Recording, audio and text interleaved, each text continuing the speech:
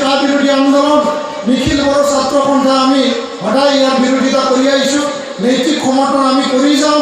চৰকাৰৰ ওচৰত আমাৰ দাবী আছে আৰু ইয়াত আমি অনাগত দিনত চৰকাৰৰ ওচৰত আমাৰ যি এই কা বিৰোধী আন্দোলন, সেই আন্দোলনক কেনেকৈ আমি চলাই লৈ যাব লাগে, চৰকাৰক ইয়াৰ প্ৰতি কেনেকৈ জনাব লাগে, সেইটো আমি নিখিল বড়ো ছাত্ৰ সন্থাই আমি চলাই যাম। কাৰণ এই অঞ্চলত, বড়োলেণ্ড অঞ্চলত, BTC অঞ্চলত বিভিন্ন সংঘাত, আমাৰ মাজত হিংসা যোৱাটো দিনত সৃষ্টি হৈ গ'ল। বহুখিনি মানুহ ইয়াত জীৱন ত্যাগ কৰিব লগা হ'ল, ইয়াত সংগ্ৰাম হ'ল, আন্দোলন হ'ল, ইয়াত গুলি বাৰুদ চলিল, ইয়াত অস্ত্ৰৰ আন্দোলনো চলিল আৰু এতিয়া ইয়াত অশান্তি পৰিৱেশ বিৰাজ কৰিছে। তো এই শান্তি আমি অশান্তি কৰিব বিচৰা নাই, এনেদৰে আৰু আমি অশান্তিৰ সৃষ্টি বা হুলস্থুল এটা পৰিৱেশ আমি বিচৰা নাই। গণতান্ত্ৰিকভাৱে চৰকাৰৰ ওচৰত আমি আমাৰ দাবী আমি ৰাখিম। আমি স্পষ্ট কৰিছোঁ, অসম চুক্তিৰ যি 6 নম্বৰ দফা, সেই অসম চুক্তিৰ 6 নম্বৰ দফাত অসমীয়াৰ কাৰণে ৰক্ষা কৱচ ইয়াত লিপিবদ্ধ কৰা আছে। আৰু এই কথাও তাহানিৰ কংগ্ৰেছৰ সময়ত প্ৰণৱ গগৈ যি অসমৰ স্পীকাৰ আছিল এছেম্বলিৰ, তেওঁক আমি জনাইছোঁ, অসম চৰকাৰক জনাইছোঁ, অসম ছাত্ৰ সন্থা, অসম সাহিত্য সভাক আমি জনাইছোঁ যে অসমত বিভিন্ন জাতি জনগোষ্ঠী ইয়াত বাস কৰে। বিভিন্ন জাতি জনগোষ্ঠীয়ে নিজৰ স্বকীয় ভাষা, কলা, সংস্কৃতি লৈ জীয়াই থাকিব বিচাৰে। আৰু যিহেতু সকলো জাতি জনগোষ্ঠীক একে সন্মান দিব লাগিব, সকলো জাতি জনগোষ্ঠীক একেলগে আমি উন্নয়ন কৰিব লাগিব, সকলো জাতি জনগোষ্ঠীৰ সমান এটা অধিকাৰটো দিয়া উচিত।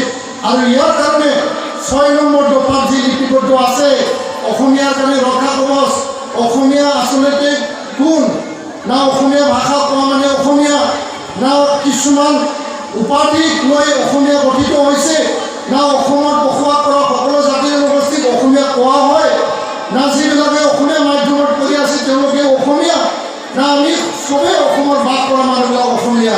সেই কথা অসম চৰকাৰ, সদৌ অসম ছাত্ৰ সন্থা, অসম সাহিত্য সভাক কোনেও আজিলৈকে স্পষ্ট কৰি দিব বিচৰা নাই।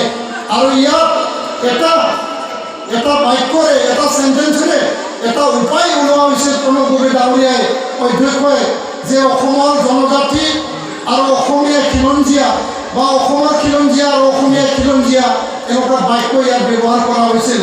কিন্তু এই বাক্য আজিৰ তাৰিখত আমি কৈছোঁ যে আমি এই মাটিৰ আমি ভূমিপুত্ৰ, এই অসমৰ আমি বাসিন্দা, সকলো আমি অসমৰ বাসিন্দা, আমি ইয়াৰ ভূমিপুত্ৰ খিলঞ্জীয়া। তো গতিকে আমি যিহেতু অসমীয়া নহয়, আমি কৈছোঁ আমি বড়ো হিচাপে জীয়াই থাকিব বিচাৰিছোঁ। আমি কিন্তু অসমীয়া বিৰোধী নহয়। অসমীয়া ভাষা, অসমীয়া কলা সংস্কৃতি, শংকৰদেৱ সদায় জীয়াই থাকক, বড়োসকলৰ মাজতো জীয়াই থাকক, আনসকলৰ মাজতো জীয়াই থাকক।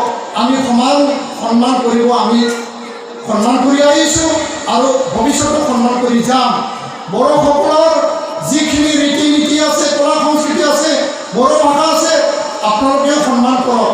চ' আমি এই চিন্তাৰে, সেই আদৰ্শৰে আমি কৈছোঁ যে কিয় অকল অসমীয়াৰ কাৰণে ৰক্ষা কৱচ, কিয় আমাৰ একেলগে ল'ব নোৱাৰে? আৰু যদি অকল অসমীয়া ভাষিক মানুহৰ কাৰণে যদি ৰক্ষা কৱচ দিয়া হয়, তো অসমৰ মূল সুঁতিৰ যি অসমীয়া, ইয়াৰ জনসংখ্যা কমি যাব। আৰু যদি জনসংখ্যাই কমি যায়, অনাগত দিনত অসমৰ ভৱিষ্যত কি হ'ব, সেই কথাবিলাক ভাবিবলগীয়া, চিন্তা কৰিবলগীয়া।